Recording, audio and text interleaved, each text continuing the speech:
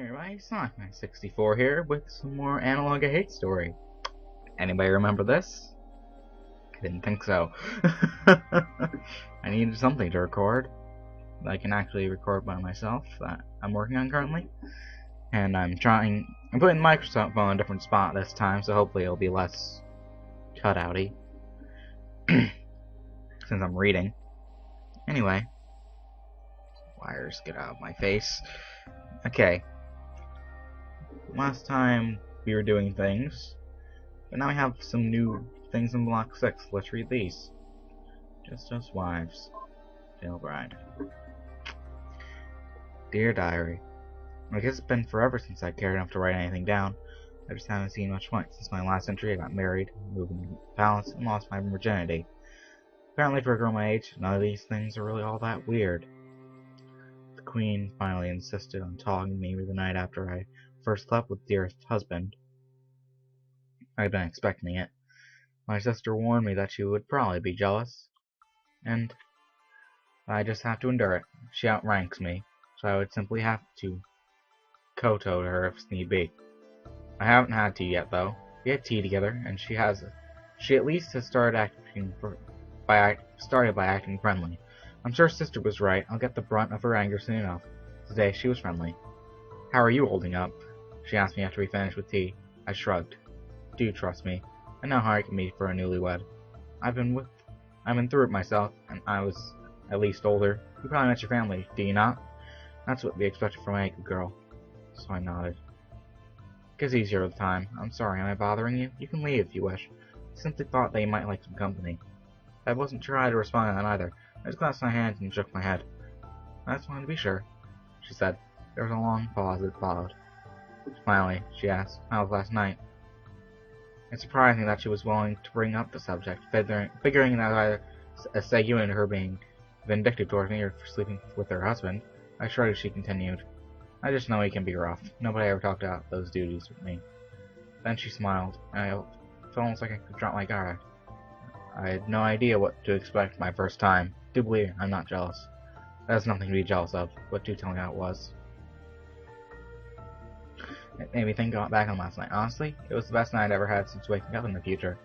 Everyone, my mother, my sister, and now my queen, told me that it would be bad. It would be a duty and nothing more. But I honestly did love it. I would have let him keep me up all night if he had the energy for it. I guess while I was thinking about that, I let a smite smile. I caught myself to not first notice. Oh, did you enjoy it then? She asked, touching my arm. I jumped.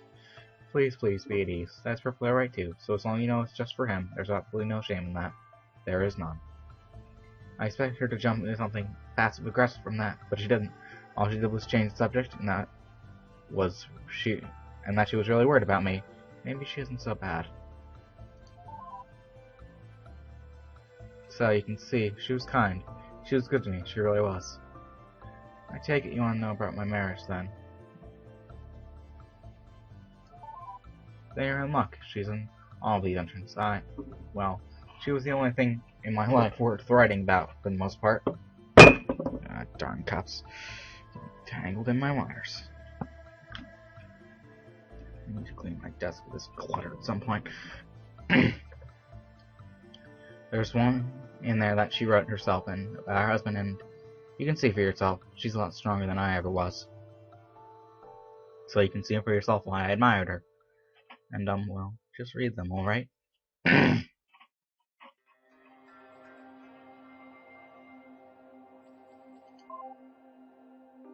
I'll read the next one that we had before, Little Sister, and then I'll continue with that. Attending to my husband has been easier than I was afraid it would be. Yes, there's been days where it requires more strength than usual to keep going, but I'm still getting increasingly more sick. Nothing will change that. But it's not so bad, really. All I have to do is dote on him and try to anticipate his desires, and he's happy with me. No abuse or anything. Sure, it's not as if I like him. He's an ugly 40-year-old man who cares only about politics and never tells me anything.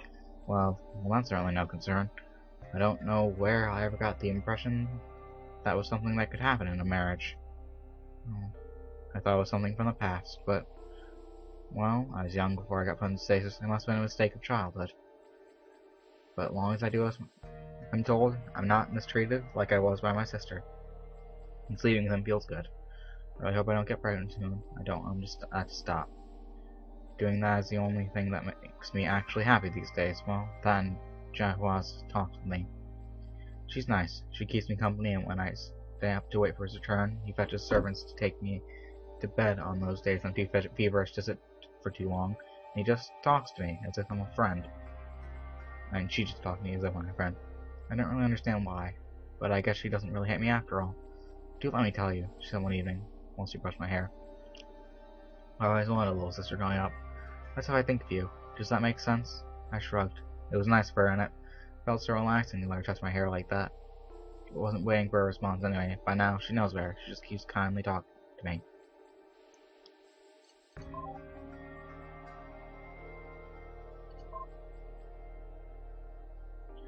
The more she lives in my house, the more I'm confused by the mystery that is the Veiled Bride.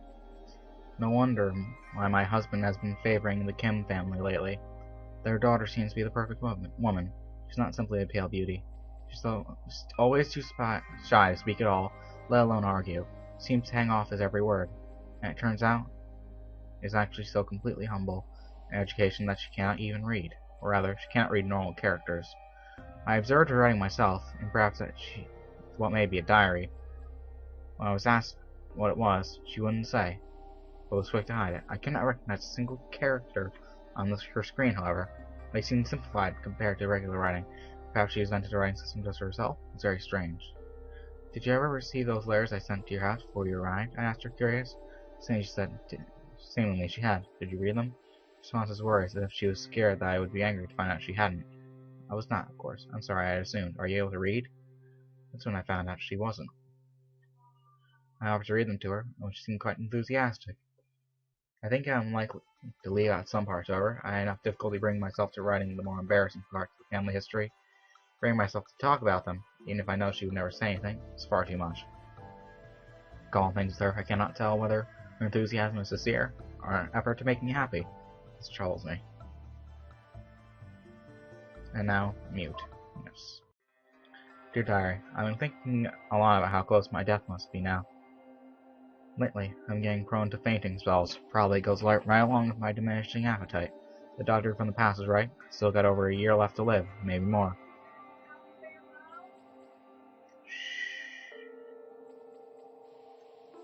I've still got over a year left to live, maybe more. Mom, I'm recording. I'm recording, Mom. He said it wasn't very likely to get bad enough to kill me until I was at least 18. Although maybe all those years in stasis might have changed that, I don't know. But if he was right, and if I haven't got a lost track of time, I'm 16 and a half right now, so there's still a little while. I've been trying to hide the signs of sickness. Even I could explain, and I know full well that nobody would believe me. So far from hiding it has been mostly working. Though I did have one of my fainting spells, my husband was on top of me. He wasn't angry at me, though. I don't think he cared. I know all I write about these days is sex with my husband and conversations with his wife. The Kim family will be proud, I guess. But those two things are all that's really worthwhile in my life. I have other responsibilities, of course, but they're not that interesting. And that's about it. Anyway, the Queen has continued to be nice to me. She finally figured it out. We were having tea together one afternoon, and she was talking about nothing in particular. She asked questions I just shrugged to. I hope you do not take this the wrong way, she then said, but there's something I would like to ask you. I nodded. I don't think I've ever heard your voice before. I nodded again.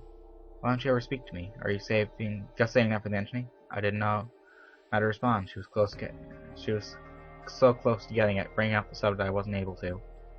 And yet that wasn't the right question. So I shook my head and hoped that her question was then A. She said uncertainly, Are you mute? I felt screaming yes at the top of my lungs. I was so happy that she finally figured it out. I smiled, and I was about to nod enthusiastically, but suddenly I stopped. What she thought left me? I said yes, and I knew that the reason I was so quiet and demure wasn't because of any sort of discipline. Those were the things people liked about me. Would she stop liking me if she knew? If she told my husband? I was so terrified, I couldn't think of any correct answer. If I said no, I'm sure she would asking her my voice sounded like I'd be forced to disobey. If I nodded, she knew that I wasn't really just trying to be hard to be a good wife. I'm sure she could talk my husband about it, so he'd know too. For a while I stared in at her in terror, thinking how to respond to I sipped her tea. Don't worry about it, she said. You don't have to answer, please. You forget that I even asked. You know, nobody ever noticed that until her. Nobody cared. Nobody thought any of it, or cared enough about me to find out. She did care, and she actually paid attention. She was great.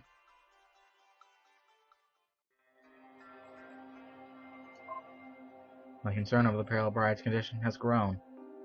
Lately, she seems to grow even quieter, as if such a thing is possible for a mute girl. Or perhaps saying that she is mute is an assumption too far on my part. I tried asking her directly, but she seemed too scared to answer. That simply makes me suspicious, and I would like to know why. I addressed my husband on the matter, telling him that I wished to speak to the woman of the family house, to see if I could find out what was wrong. He shrugged me off, saying, "Don't. They're valuable subjects. The son is something I have an eye on in particular. The politics of this situation are far too delicate for you to be meddling with." I cleared my throat. He might be both my husband and emperor, but I would not let that stand for being bold. Dear husband, I don't care. I'm worried about the girl, and I believe that talking to her mother might shed some light on the matter. The son is of no concern to me. I don't see why it matters. She's the perfect woman. Why? Are you jealous? He said, rolling his eyes at me. A gesture that he's only been able to use on me and his servants ever since becoming emperor. Nobody has the patience for it when he was a child, and I don't have it now either. You know, dearest, do you believe that the well-being of your wife is a political matter, or even an external matter? I asked. He didn't. So you say it's a domestic matter? I asked. He reluctantly agreed. Then as a domestic matter, it is the responsibility of the woman of the house, is it not? Please, tell me. You're obviously more well-read in the classics than I said, both of us knowing he wasn't. Fine, he said. Just because it is your responsibility does not mean I can't overrule you. He left silent and followed. I don't have to take this from you. You do know that my concerns are valid, though, I replied. If you want my opinion, then let me speak to the Kim mother. There was a pause, then he raised his hand in annoyance. Very well, do it. It's William's business. I don't want a part in it regardless. Then he just shook his head. Why must I start conversating with the arguments? I smiled at him and laughed. He already knows the answer. I never knew about that when you were alive. Like most things, I only found out after I took over the ship's computer. It just amazed me even more. Look at her. She's the woman who actually stood up to a man and won. She wasn't clumsy like I was. She knew how to work it from her position. Isn't that so amazing? For the time, I have to admit. Dear Diary, you always forget how terrible it is to cry yourself to sleep until it happens. Just the ultimate feeling of helplessness. But what's new there, right? I just miss her. Even if she scared me, I miss her so damn much. Jaiwa was the only one who was sympathetic to me. Why did she have to die? It's not my fate. Anything that makes whatever short life I have bearable must go. Fate just hates me, I've decided. I don't know what killed her. I heard overheard one of the servants saying the doctor claimed it was too much worry causing an excess of wood in the spleen, which was he claimed to be common in an oversensitive woman. I was baffled by the absurdity at the time. I still am now. My only friend is dead, and her diagnosis is absolutely insane. What do you even say to something like that? Well, I guess it's not like I need to worry about knowing what to say. In light of that, it doesn't surprise me that nobody ever believed I was sick. With medicine that stupid, why would they? All it does reinforce how hopeless everything is. I just constantly wonder, why my father or my own doctor think that people will be smarter in the future, that medicine will be better. My servant has been helping me get through all funeral stuff. Well, I mean, she's been guiding me through the rites, practically doing them for me, really. I'm so weak and so stunned, I don't even know how I've been getting out of bed. I couldn't describe any of the ceremony. It's all a blur. There's a lot of black dress, I suppose, that's my only impression, and crying. Lots of crying. From me. I look pleased. Do you trust me? Try. You'd understand my position at the time. The world was so small, and I just lost my only friend. And then I'll give you my last 2 diary entries. They have the whole story. Just please don't judge me while you read them. Please. This is the end of the game, by the way. So I'm going to make a save.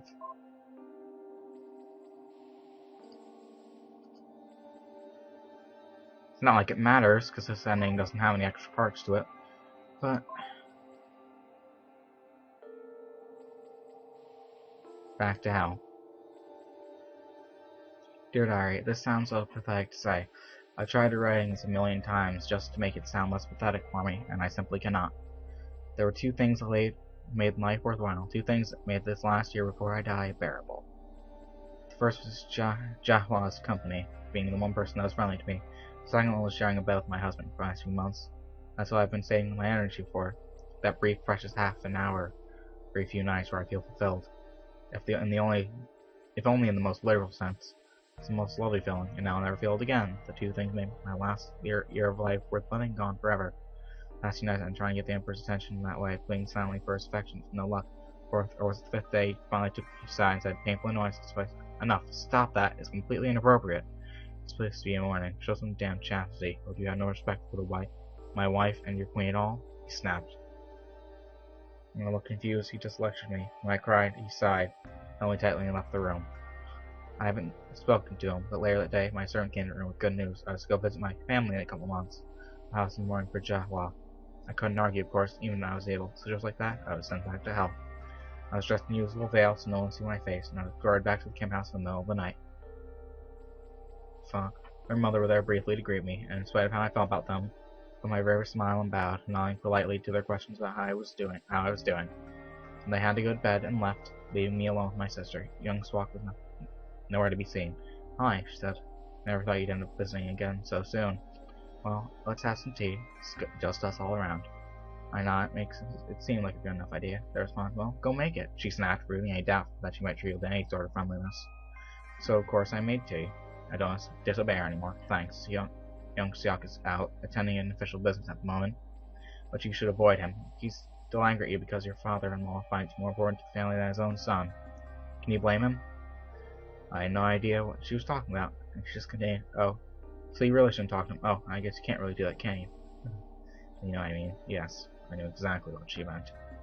I'm surprised you're back so soon, though, especially now that you don't have to share your husband. Does that mean you're the primary wife now? Does that make you queen? Oh, great fortune you have, father-in-law. She's so proud of you. I started wishing Rennie would kill her through sheer force of rage. How she could possibly say something so awful? My only friend was dead, and here she was, taunting me? What an awful thing to do. I couldn't hate her to death, no matter how many times I tried. So instead I tried holding back angry tears. My weakness. I couldn't do that either. Your diary. I was far too feverish to do any real cooking, so my servant was doing all the work for me that night. When father came in, he said, I think he was drunk and maybe tired, or stupid. You know, child, you grew up to be a wonderful daughter. I was shocked to hear him say that. Anyway, my servant out of the kitchen. I never heard even the slightest indication of that before. The briefest moment, it made me feel happy to hear that. That surprised me, that I was actually felt that way. As a kid, I never would have wanted his approval, so why now? It didn't make me wonder, and I asked, do you remember what you were like as a child? I nodded, but I wasn't certain I did. You were so temperamental. You argued all the time. You didn't want to get married when talking. You just didn't ever know your place, you know? That's right, I didn't. That was back when I thought there was a point to being defiant. Why was that? I wonder. That's the part that amazed me now. I try to think of a reason why I want to be defiant. Why I valued independence, and at first I couldn't even think of anything. I'd forgotten entirely.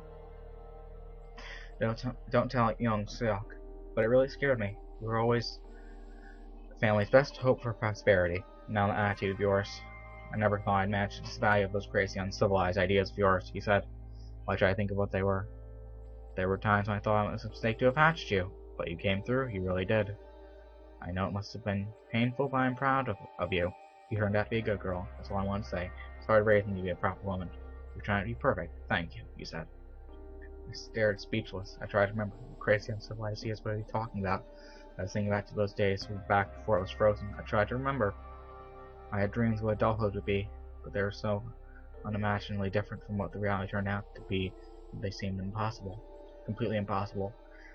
Nothing more than childhood fantasies without a shred of realism in them. I tried to think of what they were, to imagine them. In those dreams I was strong and independent. I wasn't just a wife in those dreams. I had a job, worked as a ship's engineer, following in the footsteps of my father, my real father. I wasn't married in those dreams. I was happy just to go on dates with boys my age in the ship's plaza and fall in love before making any commitments. I dreamed of being free. The more I thought about it, the more I was certain that's what the dreams were about, and that's what I wanted. But father, Kim Jung-soo rather, made sure to disavow those notions. I was learned to stop arguing to stop trying to fight, to stop dreaming of those things. In other words, I learned how to be a proper woman, and I was proud of that. Proud of destroying my grams, and now I would die under the house of that man, silenced, broken, hopeless, and unloved. I was overwhelmed by the strongest feeling that I had ever felt in my life. The deepest bitterness, the most powerful resentment I could imagine. I looked at the knife near my hand and wondered, could I kill him before I die? Could I at least have justice? I tried to lift the knife. My hand twitched. It was too hard to keep a grip. I was just too weak. I'd never be able to do it. I smiled at me and said, sorry. Please, go ahead and keep cooking. I won't strike me anymore. And then decided to go out the way. Yeah, take care of yourself. At that moment, I vowed that I wouldn't worry anymore about all those people who would hurt me. I'd take care of myself. I couldn't stand to death. I was too weak for that. But I remembered there were other ways. If I disabled life support, I can kill him, and all the others too. It'd be quick, it'd be easy. Not one of them ones don't deserve it. All I need is a stable admin password. It's perfect. Well, so there you are then. I mean, no, it's true. I did do what she said I did. I'm not going to lie. I really wish you'd never met her. She never said anything to you. I just thought it was so nice the way things were with us before. Things started out so well. I got to be cheered for the first time in my life since I was a child. Talking about the actual romantic things together. Having fun with cosplay. Just, having someone there to talk to. Someone who wasn't interested in shutting me up. But now, well, please, you've read my diary. You have to know it's not. You have to understand, right? Even if you think what I did was wrong, look, I've never really been dishonest with you. Fine, I lied to you about being an AI, but I told you the truth. I could have deceived you, but didn't. Please, you trust me too, right? I never really lied to you, not seriously. You don't have to think that what I did was acceptable, but please tell you trust me. Things that happened to her are horrible. I do. You don't have to, but I do. You really? Oh my word. I mean, of course, I'm so sorry. I should have had faith in you. I really should have. I'm really bad at this. Thank you so much. I can't believe I even doubted you for a second. Look, that means a lot to me. It means so much. I mean, I'm sure what I did wasn't right, I know. I'm sure you don't think it was. I want you to understand, alright? For someone as good to me as you've been, I want you to at least please understand. Just hear me out. Of course. Thank you so much. You're a really good person. Much better than me. Thank you. No, very well. It's probably better if I just show you. There's a data block that contains all the logs that matter, but my family encrypted it because, well, it's pretty obvious why after you've read it. All you need to have to turn on decrypt block 7. Let me know once you've done that, and I'll show you.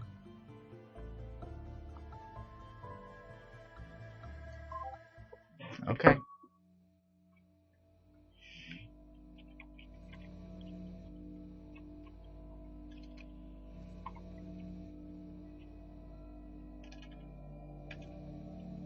Typing in the dark, so it's not the easiest thing.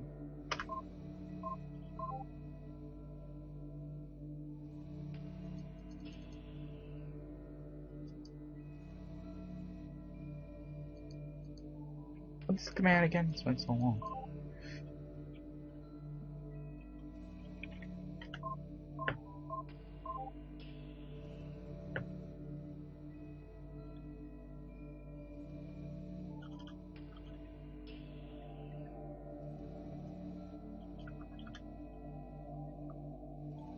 So I need to save in case I'm typing the wrong command. Forget all of them.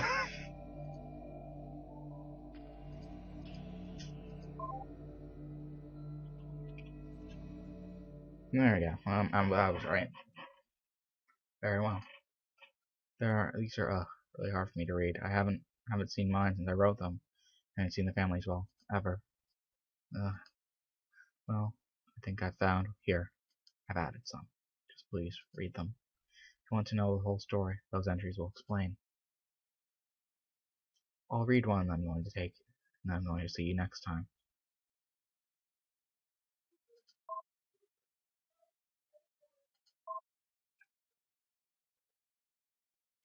The Nightmare's Bride.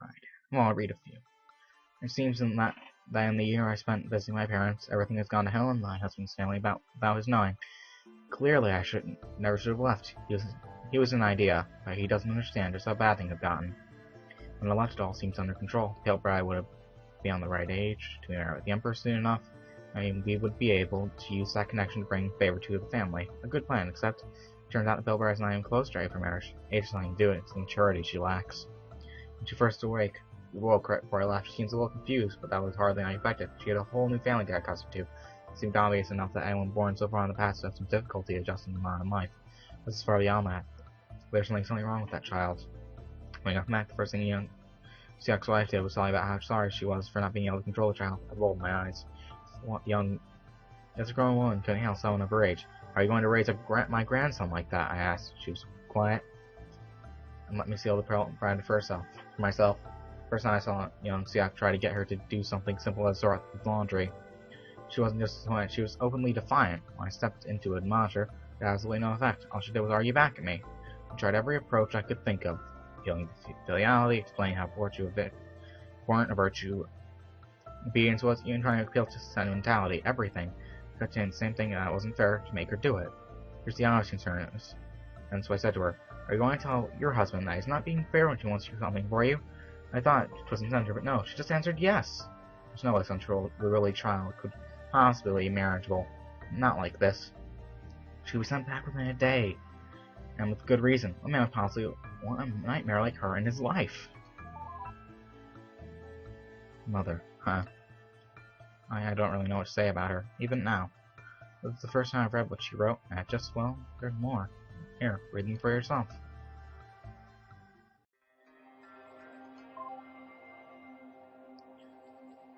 I think I'm going to take a break.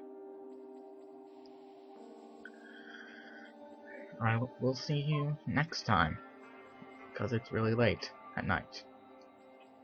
Anyway, goodbye.